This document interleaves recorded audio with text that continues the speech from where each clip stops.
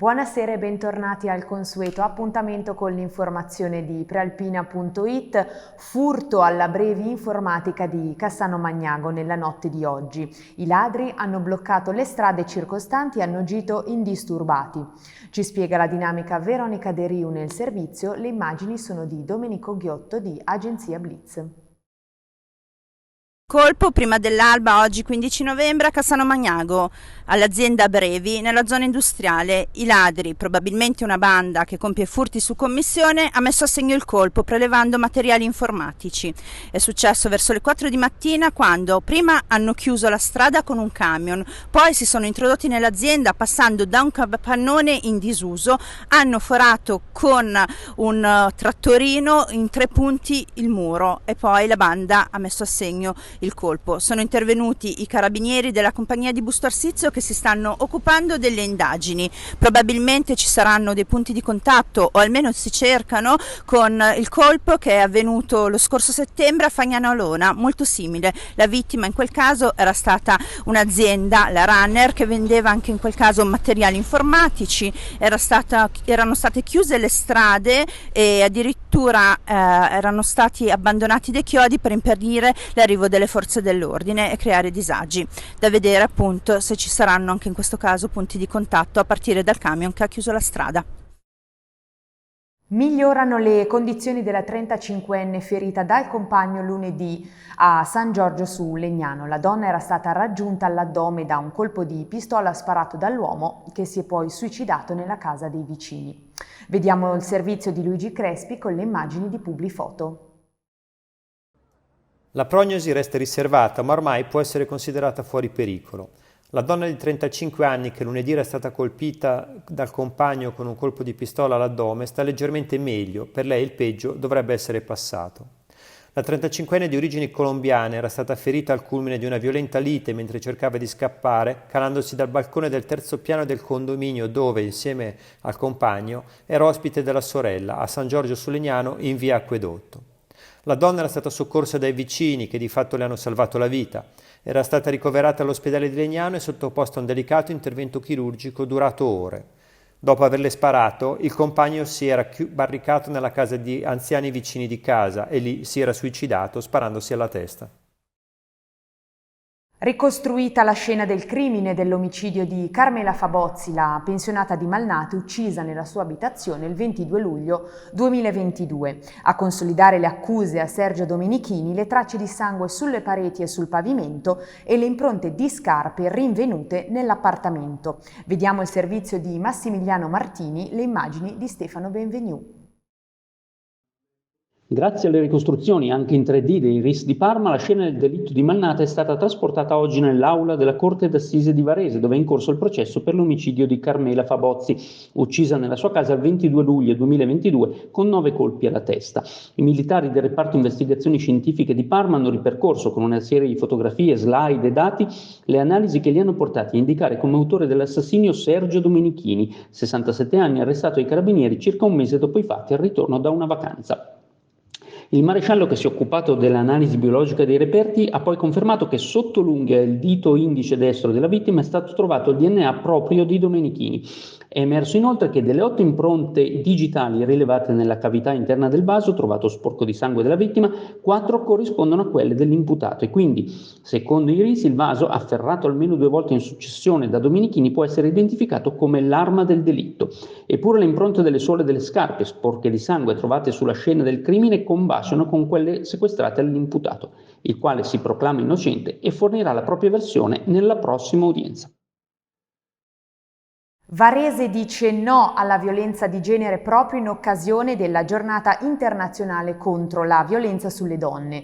Il comune è promotore di una serie di iniziative di sensibilizzazione, tra le quali uno spettacolo teatrale al Cinema Teatro Nuovo di Viale dei Mille. Ci racconta tutto Adriana Morlacchi. Con l'assessore Di Maggio per parlare di una settimana importante per Varese e per tutte le donne. Sì, una settimana importante per Varese. L'amministrazione è molto sensibile al tema della parità di genere in senso lato. In realtà per noi è il 25 novembre tutto l'anno.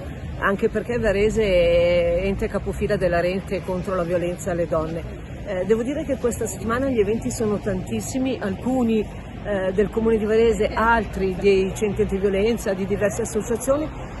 Io come assessore alle pari opportunità quest'anno mi sono concentrata sui ragazzi. Domani avremo uno spettacolo teatrale fatto dai ragazzi dei licei Manzoni per i ragazzi di tutta la città, perché è da lì che dobbiamo partire a innestare nuovi percorsi culturali e a smontare gli stereotipi.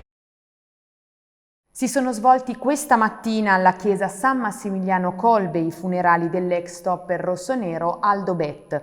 Presenti alla cerimonia anche alcuni dei compagni di squadra di quel Milan stellare. Il servizio è di Pasquale Martinoli, le immagini sono di Agenzia Blitz. La corona di fiori della società rossonera all'ingresso della chiesa.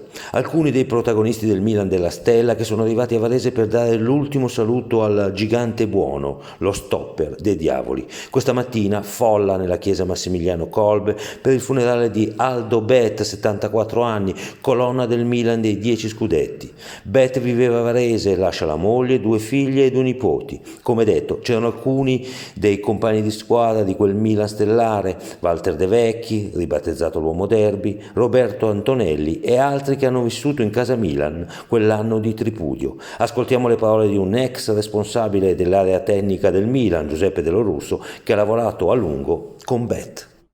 Una persona che non amava apparire, ma una persona di sostanza, aveva grande competenza, grande conoscenza, trasmetteva tranquillità e serenità a chiunque aveva intorno. E umanamente è stato un fuoriclasse, una persona di grande tatto, grande empatia, una persona di grandi valori, un po' vecchio stampo. Rientrato l'allarme per la fuga di gas diramato ieri sera in via Orrigoni, i condomini e le persone impiegate negli studi professionali evacuati sono potuti rientrare nelle abitazioni dopo gli ulteriori controlli compiuti dai tecnici in mattinata. Il servizio è di Renata Manzoni, le immagini invece sono di Agenzia Blitz.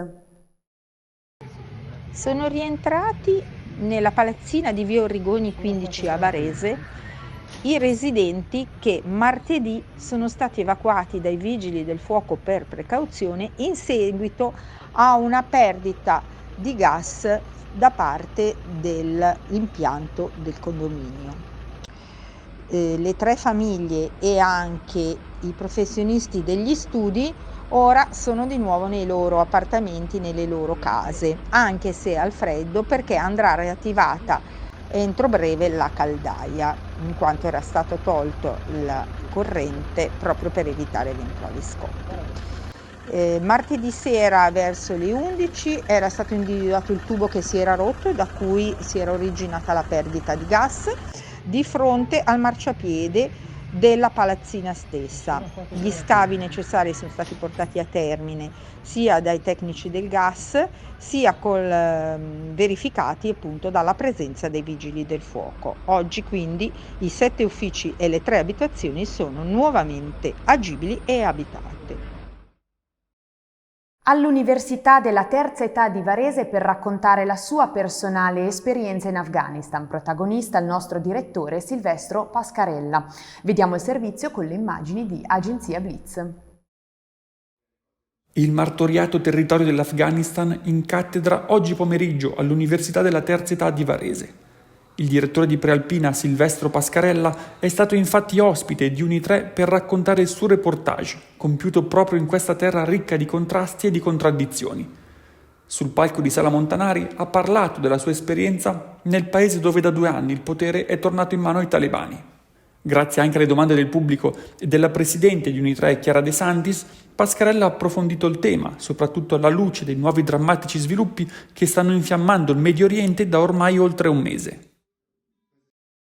Passiamo infine allo sport, il nuoto, l'arconatese Matteo Rivolta nella rosa degli atleti convocati per i prossimi europei di dicembre in Romania. Si tratta della sua 6ª apparizione a un campionato continentale in vasca da 25 metri. Dopo una stagione in parte compromessa per via di problemi fisici, l'atleta, tra pochi giorni 32enne, è rientrato nelle ultime settimane vincendo i 100 e giungendo secondo nei 50 farfalla al recente trofeo Nico Sapio di Genova.